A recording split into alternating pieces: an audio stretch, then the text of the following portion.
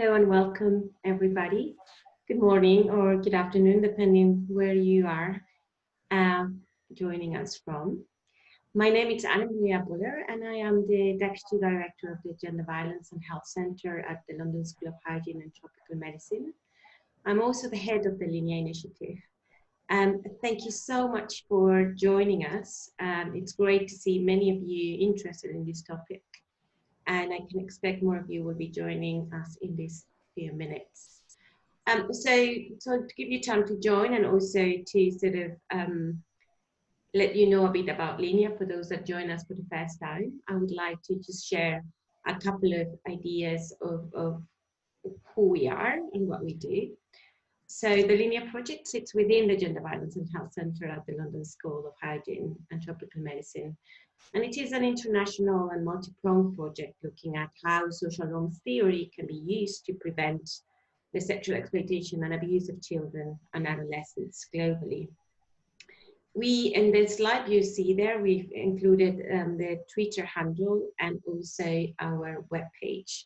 So if you're interested in learning more about the project and also have access to the different outputs, papers, webinar recordings, etc., please visit the webpage. And also, we encourage you to join the LINEA network mailing list. If you don't know how to do this, you can email Marjorie at any point, and she can help you with this. So today I have the pleasure to facilitate a webinar entitled Social Norms Towards Gender-Based Violence Measurement and Evaluation in Humanitarian Settings. And it will be presented by two stellar presenters from Johns Hopkins University, Professor Nancy Glass and Professor Nancy Perrin. Nancy Glass is a professor and associate director of the Center for Global Health at Johns Hopkins University, and she conducts clinical and community-based intervention research to improve outcomes globally with a focus on gender-based violence. And Professor Perrin is director of the Biostatistics and Methods Core at Johns Hopkins University School of Nursing. And she has expertise in psychometrics in randomized and quasi-experimental trial design and analysis. She has worked extensively in humanitarian contexts in the development of measures of and evaluation of interventions to reduce violence and improve health outcomes.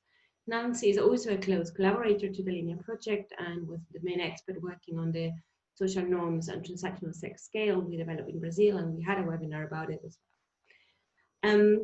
In terms of the presentation and what to expect, the presentation itself will last about 40 minutes.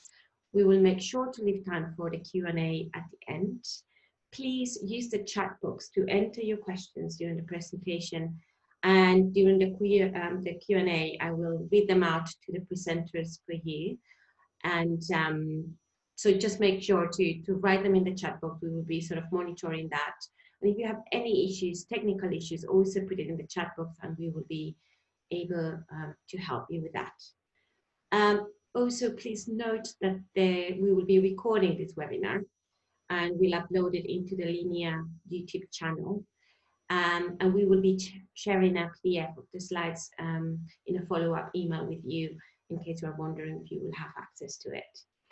And lastly, please do make sure that you keep yourself muted during the presentation. And now, please, over to the presenters. Thank you, Dr. Buller. Good morning, or good afternoon. I'm Nancy Glass, and I'll start the presentation and then hand over to my colleague, Dr. Nancy Perrin. Nancy, first slide.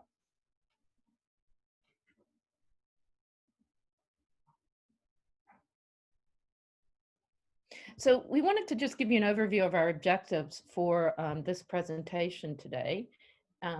So we're going to focus on discussing the potential of the humanitarian setting, very diverse settings we know, but thinking about how we integrate gender-based violence prevention program with the established response programs that many of us have been working on or collaborating with for years.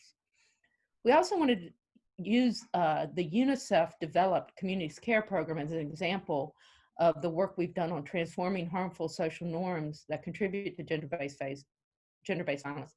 We'll first focus in Mogadishu, Somalia, where this work was originally done.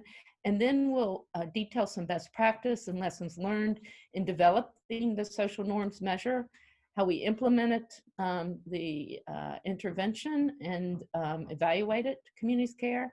And then we'll talk about scaling up in other regions that outside of the south central region of Somalia into Puntland and Somaliland, where there has not been as much conflict.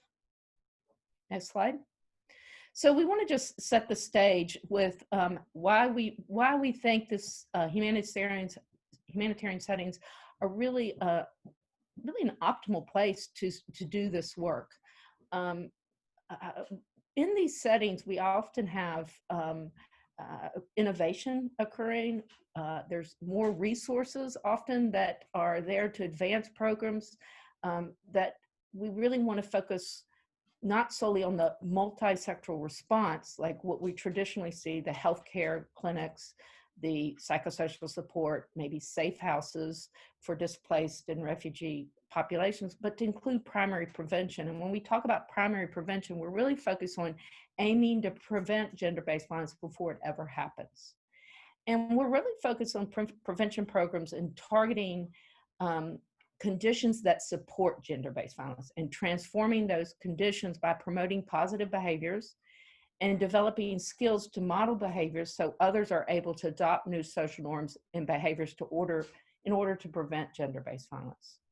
So as many of you have been connected with LINEA, you have a lot of information about social norms, but what we're just in summary focusing on here is the expectations of how women, men, girls, and boys should behave and who should have power and control over that behavior, and how families and communities value women and girls and support their rights and responsibilities. Next slide. So I just want to set the stage with some of the considerations when thinking of doing transformative social norms programs in humanitarian settings, why there's a lot of potential for this work. When we're in a humanitarian setting, we often have the UN cluster system, which is a highly coordinated, oftentimes, sometimes better than others, multi-sectoral response where we have both UN and non-UN agencies collaborating, and that can be international NGOs with local NGOs with the UN agencies. And then when we look at the host communities, there's often limited or absence of a response system or coordination. And what we know in many communities where we work, both urban and rural, there's limited external resources that are supporting violence prevention programs or violence response programs from clinics are under-resourced, there's limited training, etc. So there's not oftentimes the resources that if you're starting a program on changing harmful norms that are available to partner with and to make sure you're doing ethical research and engaging the community in the work. We also, in humanitarian settings, often put a lot of emphasis on training providers and bringing in consultants and experts that provide the resources. There's equipment that is provided. There's supplies, especially, for example, in sexual assault. There's established guidelines and from UN agencies and NGOs on how to implement gender-based violence response programs. And there's job aids to help a range of providers from the healthcare setting to WASH to other providers to provide sensitive and respective care to survivors. But oftentimes in host communities, we find that there are few providers that have had access to gender-based violence training. Clinical care for survivors is often missing. The resources to support survivors are often lacking. And so it makes it more of a challenge to really provide the quality of care that we would like to. Humanitarian settings, there's often a dynamic, rapid changes in the family and community structures. We have that are pushing back on the established social norms, where we see in displaced communities or refugee settings that men are no longer in the households. There's not the male head of household, the traditional household. Women are working outside the home because they're able to obtain work, or for example, maybe they're, what we saw in Somalia, maybe they're cooking for host community members, maybe they're cleaning for host community members, maybe they're caring for children. So they're often working outside the home, where in their traditional community, that may not have been so. So oftentimes we're seeing women push back on decision-making about how to use resources in the home. Where in host communities, it's often quite static. The social norms are not being challenged in the way that we see in humanitarian context. And communities may further isolate themselves from displaced population refugees because they feel as if those communities are bringing in poor habits or norms that they don't accept. The other thing in humanitarian settings, as we know, there's a lot of external members from different countries coming in with different backgrounds, different behaviors. And so the community is also witnessing that and also engaging with people with very diverse experiences. So that also challenges the norms in the humanitarian setting. Next slide. So let's go, excuse me, let's go to Somalia and focus on the Community's Care Program. Again, this is a UNICEF developed program and a toolkit, and we'll be posting information if you're interested in contacting UNICEF about obtaining the toolkit. Next slide. So what we're focused on is creating safer communities for women and girls through transforming harmful social norms that we know contribute to gender-based violence, and we'll talk specifically about those norms. And we want to change those to positive social norms that uphold women and girls' equality, safety, and dignity. Next slide. So when you're thinking about a program to really integrating prevention and response, the community's care has two components. The community-based care component, where we're really focused on scaling up, building skill and capacity of those traditional response systems, from the healthcare setting to mental health care to law enforcement, to the advocacy community, women's leadership. So that really focusing on compassionate, survivor-centered care. And at the same time, we have to focus on the larger community. And this is an action component on the work that needs to be done to transform those social norms, those harmful norms. And these two components of community care are interlocking. You cannot start focusing on changing social norms and bringing out issues of violence against women and girls, and without having a way to respond to those needs. So if you're encouraging women, changing the information in the community, encouraging women to seek care, and then you don't provide adequate or quality care, then that's not going to work. And also we have to recognize that our healthcare providers, our police, our religious leaders, they are working in institutions that uphold norms, and that they also are part of the community, and we have to make sure that they are working towards changing harmful norms. So they have to be part of the focus on changing the norms. Next slide. So this is just an overview of, there are six steps in the community cares program. And I don't want to give the idea that this is a linear process. This is dynamic. Communities move through this, they move forward, they step back. Things happen external to the program, especially in a conflict or humanitarian setting. We see a lot of turnover in government officials that are, one government or local administrator is really supportive of the program. A new leader comes in and is not so supportive. We also know that we had incidents when we were doing our work where in Mogadishu, al-Shabaab had minimal presence in one of our communities at the beginning of the work, and later on in the work, they were very present in the community, and that changed our ability for community members to meet in groups. That was seen as an unsafe activity. So always keeping in mind that this is dynamic and that you're going to have to be flexible and really listening to the community about what's safe and what's not safe. And so we focus on strengthening the community-based care and support survivors. That's a key, to have systems in place so that you can do this work ethically and responsibly. There has to be a time spent with community members to really reflect, identify, even diagnose the norms in their community, and think about the vision and values, their rights and beliefs and norms, what people want in their community, and how harmful norms can prevent them from achieving that vision. Exploring beliefs and behaviors that the benefits of change related to gender, power, and violence. Members committing to change, and then collaboratively developing a strategy to demonstrate that, and then communicate change is happening.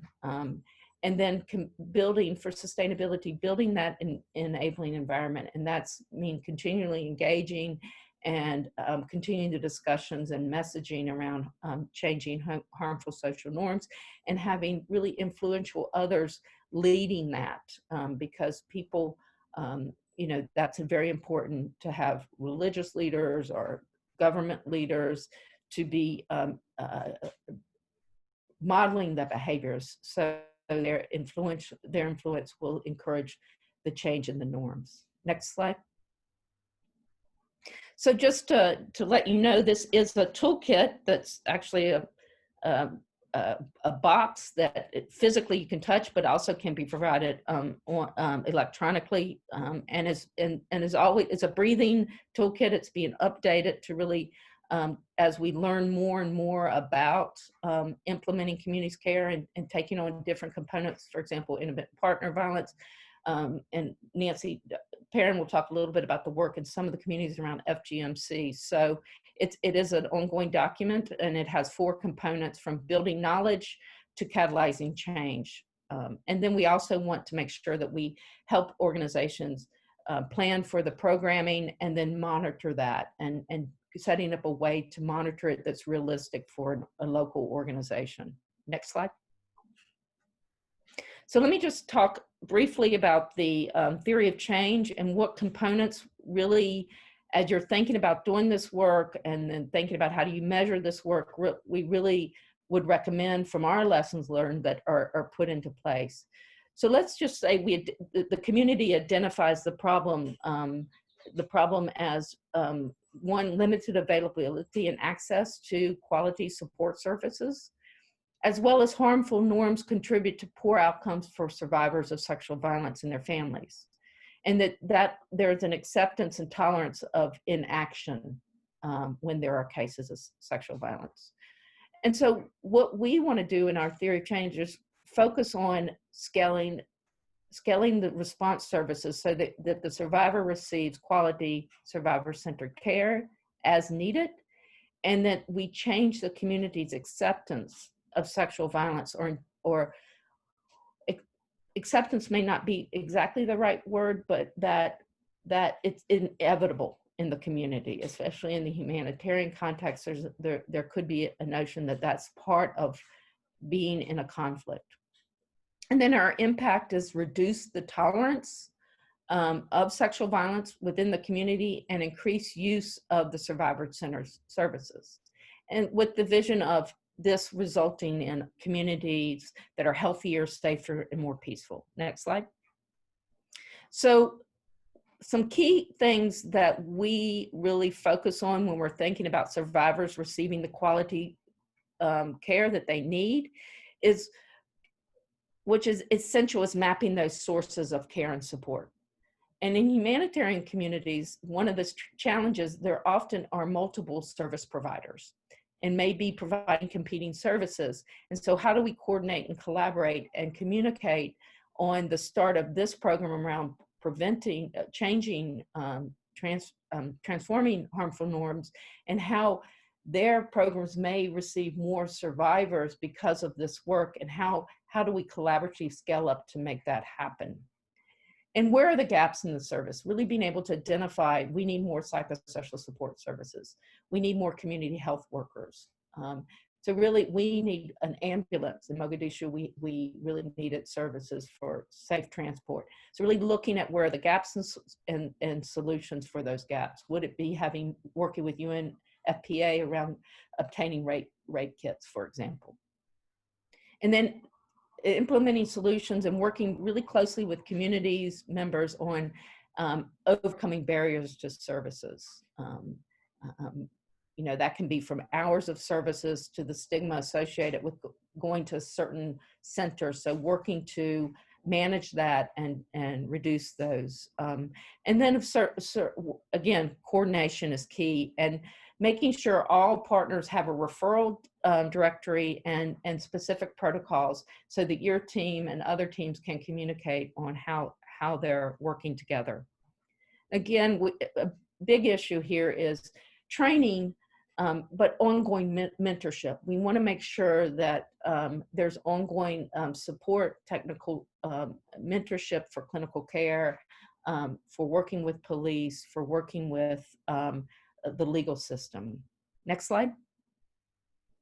And then as we work on the community's acceptance of sexual violence, we want to reduce that. So this is where we're really focusing on identifying the norms, the harmful norms in our community, identifying leaders in the community that are willing to speak out against harmful norms, such as blaming the victim for the sexual assault, or protecting family dignity over the safety of the survivor. So these are some of the things that really having people that you work with that are seen as leaders in the community speak to these issues and how they impact the survivor negatively, but also the family and larger community. And really thinking about what are safe ways to demonstrate publicly. Again, in some communities, meeting in groups can be quite dangerous during a conflict. It can be seen as organizing or you know, against the government or against a militia group. So we have to really listen to the community members about how to do this safely. But a lot of this messaging is just one-on-one, talking with family members, talking with friends about harmful social norms and how do we change these for everyone. And then there's always that advocacy that with local administrators, getting them involved and supporting the program so that we're not having breaks in the work, that there is a sustainable movement. Next slide. So I'm going to just end and pass off by some of when we were working on social norms, these are facilitated community discussions that we really explore the beliefs. And this is a 15-week, this part of the community's care program is a 15-week curriculum where we had groups of religious leaders. This is a group of young men and women that met together.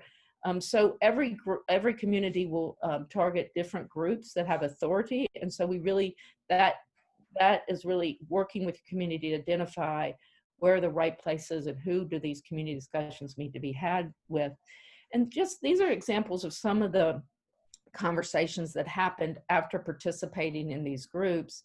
And just for example, this program opened our eyes and mind. We used to discriminate against rape survivors, insult, abuse, and blame them, but now it's the opposite.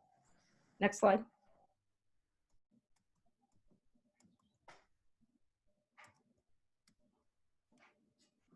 And so as we move from the discussions and the community really talking about what are the process of identifying these harmful norms and changing them through action, so that the larger community is seeing this action, we have our groups put together, make a commitment to change and speak out against violence. And so we had a range of activities depending on the community. And again, the issues around safety, you've got to be flexible, and the community drives this. This isn't the organization telling them what actions to take, but there was theater, there were radio messages, there were songs, there was poetry. So using the amazing skills of the community members, but and being out there talking about this. Religious leaders did on Friday prayer, talked about this.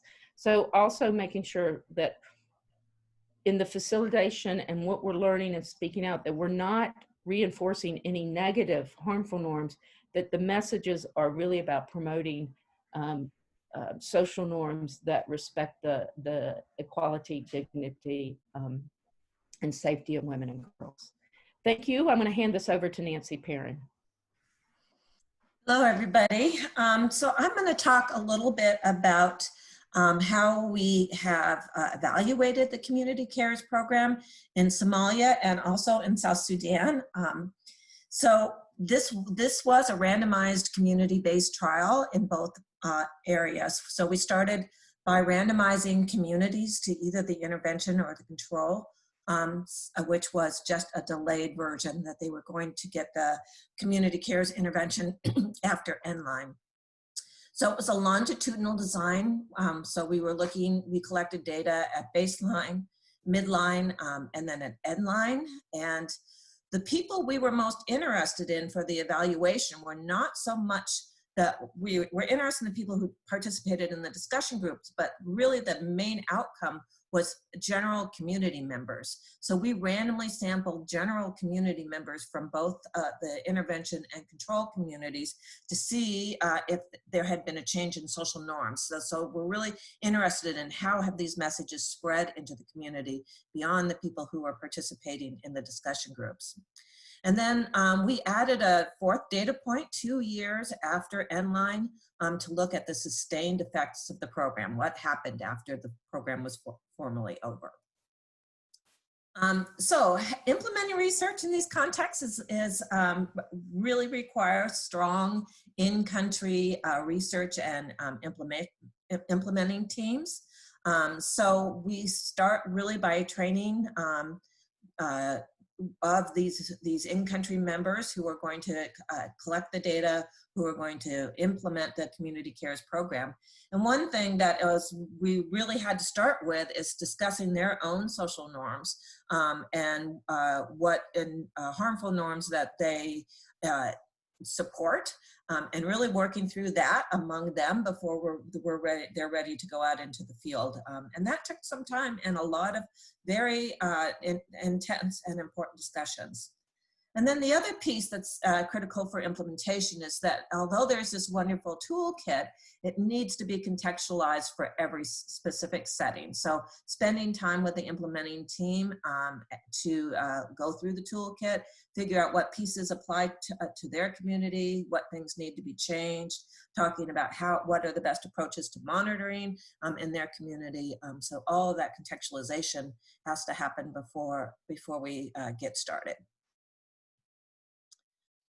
So we also but there wasn't a measure of social norms when we started for this setting. And so social norms are very context specific. So the norms in Somalia and South Sudan are probably different than the norms in Kenya or DR Congo. So we started with qualitative work from getting very diverse input to create the measures. So to really understand what are the harmful norms, what are the positive norms, and so that we could measure those. We also wanted to be sure that we were using the language and the words that best describe that they're most familiar with, and not language that we brought in. So you can see here we did 22 focus groups in Somalia and 20 focus groups in South Sudan among religious leaders, service providers, teachers, elders, youth, just all sorts of people to begin to get an idea of how they perceive the social norms towards gender-based violence in their communities. So that measure became our main outcome. So our main outcome was to examine the change in social norms and personal beliefs towards sexual violence and other forms of gender-based violence. And that scale has 3 subscales that we're most interested in that came out of that early psychometric work, which was protecting family honor and preventing stigma, a husband's right to use violence with his wife, and response to sexual violence. We also measured confidence in service providers, because that's very important key part of the intervention. And then as a secondary outcome, we looked at a gender equality scale that was derived from that community. So what happened? What did we find? In Somalia, the general community sample, to look at the spread of the messages from the community care participants to the larger community members. And we found that community members in the intervention district had a significantly greater improvement in social norms than residents in the control conditions. So they were less likely to support the idea that protecting family honor was the most important thing to do when a woman is raped. And they were less supportive of husbands' rights to use violence,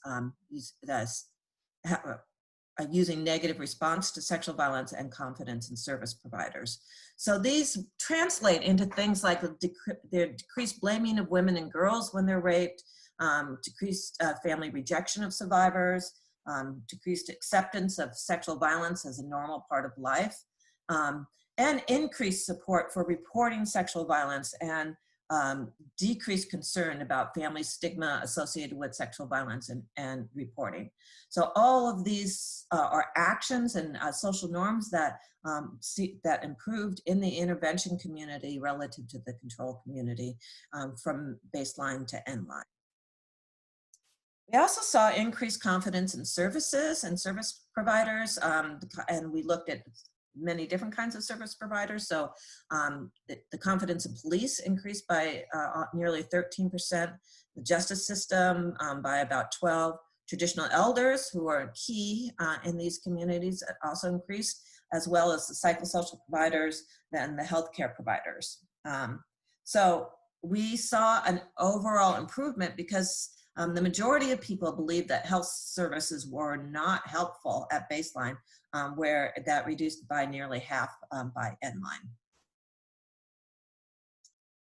So was there a sustained effect of this program over time? When we came back 2 years after the completion of, so that would be 4 years after baseline, we found that there was a continued improvement in response to sexual violence. That actually got stronger within the community, so that was beginning to build.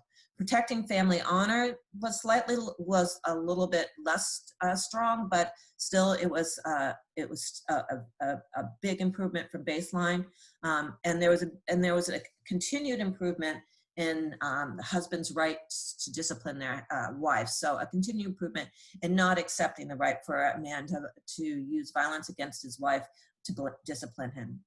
However, there was a loss really in confidence in service providers at the 4-year point.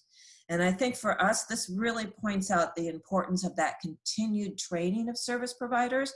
The initial program brought in and trained a lot of service providers, but those folks can be changing over time. Who are the active service providers in the community can change over time as some NGOs and other folks providing services leave and new groups are coming in. And so that really for us shows that some sort of booster work is needed around the service providers after the formal program ends. So South Sudan was a very different setting, but still a conflict setting, a humanitarian setting. And during the time that we were conducting the community cares evaluation, the conflict there had escalated, and nearly 2/3 of the community that we were working in were displaced. There were a lot of exodus of people from that community. Because of safety reasons and because of people just physically not being there, we weren't able to conduct end-line because of these security concerns. However, the community care messages continued during this entire time. So in South Sudan, the way they sent out their community messages were by radio.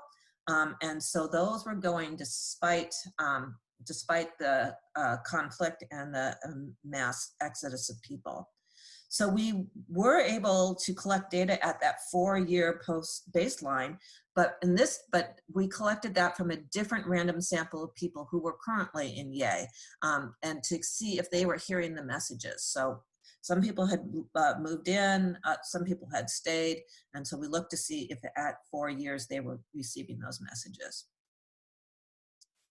And so the community care messages were very widespread.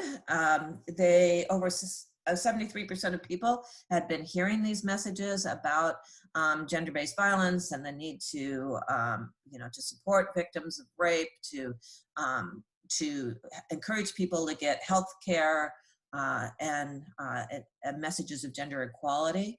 And of those who said they heard their messages, 70% of them said those messages were coming through community care and the local implementing NGO there, which was Voices for Change. But also, over half also heard messages from other groups working in GBV. And sometimes those were other groups with positive messages that were the same as the types we were giving out, and sometimes they were groups with more negative messages. So there were competing messaging going on there. So all in all, the Community Cares program showed that messages spread from these initial discussion groups participants to the broader community, that we saw a change in harmful social norms in the districts that implemented community care, and there was a reduction in barriers for reporting gender-based violence and to receiving formal services. So currently, we are scaling up in Somalia, as Nancy Glass mentioned, to 8 different communities throughout Somalia. And these communities are very, very different in that they're not in active conflict areas. There are not a lot of current resources there. They're for implementing programs or for survivors. And so the scale up with our partners from CHIST, NGO CHIST, focused on skill transfer from the original implementing teams in Mogadishu to these other communities. So really building the capacity in these other communities to implement communities care. We also had to revise the evaluation approach, because part of what we were trying to help them do is not only implement communities care, but to evaluate it and make sure that it's working in their community. So our original approach wasn't feasible, so we scaled back some of the questionnaires, how we collected the data to make it feasible for those communities. We really emphasized as part of that evaluation the importance of collecting quality information that can be used and to improve the program, rather than a lot of information that's not helpful. So the initial idea was, we'll just tell you how many people came to a discussion group. We'll count this, we'll look at this, and we were really focused on helping them understand and figure out how to understand how the program was working for them. So the scale up included monitoring by the original implementing teams in the beginning, and then monitoring by the individual implementing teams in the communities, by really talking to participants, documenting their feedback. We set monthly milestone dashboard for each community so that they were getting feedback on how they were doing. So there were definitely challenges in the scale-up process.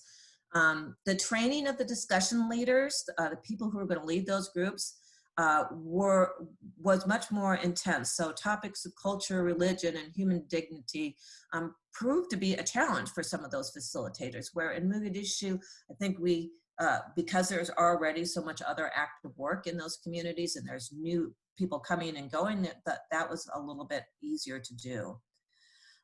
We had to work closely with the police and the community elders. And they needed extra mentoring and supervision because they were not comfortable to discuss sexual violence, especially in intimate partner violence. So had to do some initial work there. Each of those communities discovered the importance of including their religious leaders to shed more light on how religion and culture uphold human dignity and don't support the discrimination of girls and women. And their involvement in the discussion groups and in the community actions were really key in all 8 of those scale-up communities. So one of the community, here's a quote from one of the community elders that they worked with, saying that these sessions were useful because they learned a lot, but it exposed the hidden issues in the community, like it's okay for a girl to be married by one who raped her. Since we are community elders, those who mostly deal with these matters in the community, we now know it's not okay to marry off the survivor of GBV to the one who raped her. So really some good progress made in those initial discussions. We do see in the scale up that the community actions were very impactful. So each community had their own actions, and we saw the impact of that. And here are some quotes about that. You know, here FGM was a big focus in many of these communities. And here's a father saying that he supported these ideas initially, as did his father and his grandfathers, but has come to realize that this is not a good idea. And, you know, he actually feels guilty about having that done to their daughter. Another quote from a female who, around FGM, who performed FGM, and that was what she did. And now she no longer does that, and she feels, you know, she's repented about it. So impact in the area of FGM in some of these communities. We also saw that there was change in terms of intimate partner violence and their people's relationships, but that this change was complex and it came from many point of views. This is actually one of my favorite quotes, where a man has now decided that he shouldn't beat his wife, that it isn't really showing love for her, and instead tells her that she loves her. And one of his wives says to her, it says back to him, "Are you all right? Are you having a fever?" When he responds about loving her. So overall in these communities, the change was variable. And we had some communities that we saw positive change in all of the areas that we were examining, and some communities that didn't. And so one of the key commonalities of the communities that had less success than the communities that had good success were the capacity of the implementing partners in those communities. And we had, when we had to bring somebody from outside of the community to implement, things were not very effective. And so we couldn't get the program, the trust going in those programs and really see change. It has to come from people inside that community. And so really having that capacity is key to implementing the program. So, well, let's just end by talking about some lessons learned across all this work, which has been just wonderful over the years. I think, as Nancy Glass was talking about, there's a huge need to get buy-in from the local, regional, and national government officials and ministries. That's a key support, and those people are going to change over time. So it's not something that you just do in the beginning and then you're done with it. Because they keep changing, you may have to continually build that support. We also found through this work and some of our other work on perpetration and prevalence that it's much easier to get government officials engaged in the community care program as the focus was on changing harmful norms as opposed to perpetration of gender-based violence. So they're more willing to talk about that than they are about prevalence of the actual violence itself. Our local implementing partners are crucial, and it's important to take the time to build that relationship and capacity within that partner organization, and that's key. And you have to design a feasible monitoring plan to help ensure that it's implemented. And that plan may look very different from site to site, and it's important to spend time on that. And then we know that other actors are in there providing messages. Sometimes they're similar to ours, sometimes they're opposing to ours. And so in one of our control communities out in Mogadishu, there was another gender-based violence organization in there giving strong messages. So we saw improvement in those control communities, even though we were the ones working in there. So it's very important to monitor and know what's going on to see what competing messages are out there. And collaborating with the implementing partners to understand what worked and what did not work, and make revisions prior to scaling up into other communities. So this is really a continuous learning process that you really have to think about what works and doesn't work, and bring that knowledge to the next community. And the sustainability of programs depends on investing in the local NGOs and building those relationships and those with those governmental officials. So thank you very much. I'll turn it back over for questions. Thank you. Thank you very much for a fascinating presentation, Nancy's. That was really, really interesting. I'm going to try and curate some of these questions. Like, we have over 40 people and everybody seems to be enjoying the presentation a lot, and they come with different questions. Some of the questions that came at the beginning might have been answered during the presentation as you sort of develop more of the evaluation, but I'm still trying to sort of summarize them. So one group of questions is around, and this is for Nancy Glass, it's around the steps of the community cares program. So one question from Marcella Vinieri was, what steps are necessary to ensure you move from one step to the other?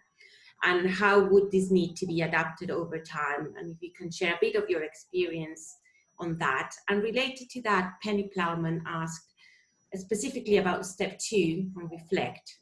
How did you do this? What tools did you use? And how do you facilitate individual reflection in a crisis situation? So a bit of contextualization of these steps in this specific context maybe. And you can also point out resources where people obviously can read more about this. Great. So the steps, just first, the toolkit, and there's multiple tools that are provided to give implementing partners and supporting partners ideas on how to reflect, how to bring people together, questions to ask. And there's also where there's often pushback. How do you manage conflict within a group discussion? So all these tools, all these resources and tools exist in the toolkit. So that's a great resource for how do you do this work. But how do you move from step to step? There's at times we're doing things at the same time. I know that sounds odd, but we're at the same time working with in step 1, working with building the compassionate survivor-centered care, also working with training healthcare providers on clinical care, upskilling their skills and mentoring them. At the same time, we're having discussions with religious leaders and reflecting on the norms and identifying the norms in the community. So we really have to take time, and the toolkit helps have these discussions, but have time with people reflecting and diagnosing what are the norms in their community around gender-based violence. What are the norms when we talk about intimate partner violence? Is there a norm that, well, that's accepted, that's a part of the relationship, we have to discipline our wives for the honor of our family? So having those discussions and letting people sort of think through that, and then asking questions about, what is the negative impact of that? And so, and bringing in other content around power and control and the impact on children and the family. So these discussions are facilitated by well-trained and skilled people. And so moving from step to step is really, there's a curriculum for the reflection in that last 15 weeks. And we move through that work, and it's constantly monitored so that we're not reinforcing harmful norms. And the outcome are taking actions in the community, that group defines their actions and then they take those actions. Thank you very much, Nancy. I think you've covered some of the other questions around issues of timeline and impact. One question from Nancy Perrin, I think ties back to what Nancy was mentioning. Could I ask to what extent did the intervention focus specifically on IPV? And I guess it was social norms upholding probably IPV, but you can talk a bit more about that. But I think the question was about if you saw any differences in reception to the content related to sexual violence from a non-partner as opposed to the sexual violence from an intimate partner. And I know it's one of the outcomes we look at. So Right. Can you say a bit more about that? Yes, so we saw the biggest change in what we call, when we talk about response to sexual violence, that was violence from a non-partner. That scale really taps into that, and we saw a large change in that.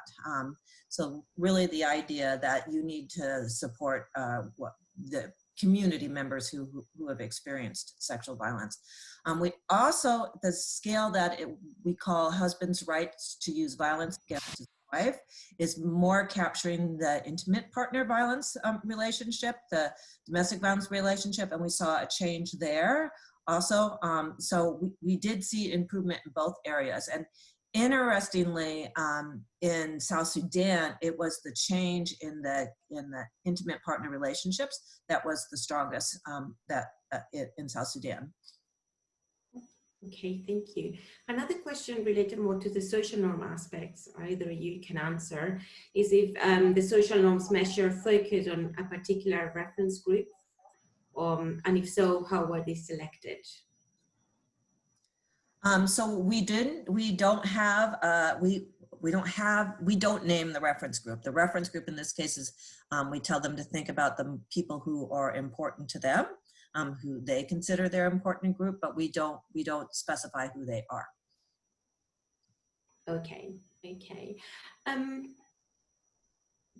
Lara Houston is asking that if you measure confidence, attitudes, or actual practices against behaviors as well, because your outcomes look more like in terms of norms and attitudes, but did you measure behavior?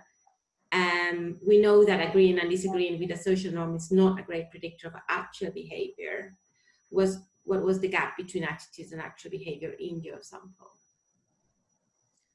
So I'll take that one. So early on in the project, when we were working with UNICEF, there was a decision made not to measure behavior, not to ask people about what they do, but to really ask them more about social norms and their personal beliefs. Because there was a fear that if we were going to ask those questions, we would be less likely to get people to participate in the evaluation, but also in the discussion group. So part of the idea behind communities care is really to focus on the social norms and not on specific behavior. So we did not measure that as part of this evaluation. Okay, thank you. Another very interesting and different question. We have some more technical questions on measurement, but I'm going to focus on this one from Rachel Marcus on, did you attempt to measure the capacity of the implementing partners, given that you found this is a key variable, and can you recommend any scales or tools for doing this? I think a big take-home message from this presentation is the importance of the implementing partners and how implementing partners being at different moments in their journey on with gender equality of these messages have an impact on your outcomes. So I think this is a quite relevant question. So I think it's a super important question. We don't have a measure of that, but I think it is the next, I think, great step. So Nancy. Yeah. So one of the things we really, in each of the settings, in South Sudan and in Somalia, our local partners, the capacity was very different. So one of the things we did was we in Somalia and we work with CHISP, which is an Italian NGO, but had been in Somalia for about 30 years and was a fully Somalian staff. So we had some excellent staff there. We sent them to South Sudan to mentor and really help build the capacity. So I think this bringing, and I think having a measure of this and really how do we do this is a good idea. But the same in Scale Up, we bring these people that are really expert the implementing and have them mentor and accompany the new implementing partners. And we also made sure that our team had weekly meetings to really debrief and try to resolve issues. But we didn't set up a measure for that. But I think that's an important step. There's one more question about providers, but I will try to sort of include most people asking questions. So this comes from Alice McAlpine, and her question is about the community-wide messages in intervention and how they might have evolved over time due to the dynamic nature of conflict settings. For example, in South Sudan, did the content of the community-wide messages change at all during the acute crisis stage, and if so, how? And in both sides, were there any follow-up community focus groups to continue to inform the intervention messaging throughout the dynamic stages of the conflict? Well, just importantly, it is a very dynamic setting. It's been South Sudan and Mogadishu. We had a community that was, like I said, Al-Shabaab was not active, but became very active. And so what we saw very quickly is people retreating from, more challenging these norms because they were afraid to talk in public. Certainly they were afraid to go against. So then we do have to have conversations about how do we safely disseminate information? What are ways to talk with people? And do people feel safe having these conversations right now? So we have to always be in contact and conversation. And in South Sudan, for example, as the conflict heated up, when we went back, there was only a 5-kilometer area that people felt safe in moving. And there was a huge emphasis on non-partner sexual assault by the militia groups, by military, by any peacekeeper. So there's a significant impact and changes. So thinking about those messages around where can you get safe care, how to support survivors, not blaming survivors, so reinforcing. So those messages will change as conflict and the dynamics and people in and out of the community as well. Okay, thank you, Nancy. And the last question, going back to the provider confidence as an important element, would you suggest any professional development model for service delivery or health workforce strengthening? Did you work with any models, or have you come across any models in your work that would recommend or refer the audience to in regards to GBV? Well, within the toolkit, there's a lot of resources on doing training across education, law enforcement, psychosocial health, and healthcare. But we're always using the global guidelines as well. UNHCR has specific guidelines for gender-based violence in the humanitarian setting, and they cross the interagency working group. They cross multiple sectors, so they give really good guidance on how to do this work. We also use the WHO guidelines for clinical care for survivors.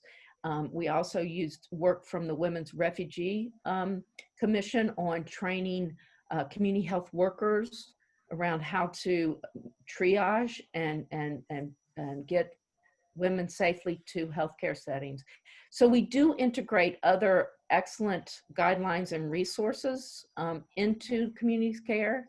And because also our partners are already using some, have set guidelines and resources they're using, we don't want to come in and say those aren't useful. we want to build on that and really think about, okay, within this institution, what are the norms? You know, how are women accepted when they come in? How are girls accepted? What is the focus on confidentiality? So those are the kind of things we want to talk about and reinforce the good practices and really help reflect on things that may not be helpful to survivors. Thank you very much, Nancy. I think this is all we have time for now. I think there were a couple of questions up in the air that we might try to forward and sort of send to you later, but I think we cover most of it. And there's people asking about the toolkit, and we maybe can include in our email when we share the slides. We can email the link as well. So and remember that you will receive the slides and you can listen to the recording in the LINEA YouTube channel at any time. I don't want to finish without thanking again Nancy Glass and Nancy Perry for a fantastic, thank you for sharing your experience on all the knowledge. This has been really insightful. And also thank you for my wonderful team, Marjorie Pichon and Lottie, for the impeccable organization of the webinar, and to all of you for keep coming back to our LINEA webinars. I hope you find them useful, and to see you next time. Thank you, bye.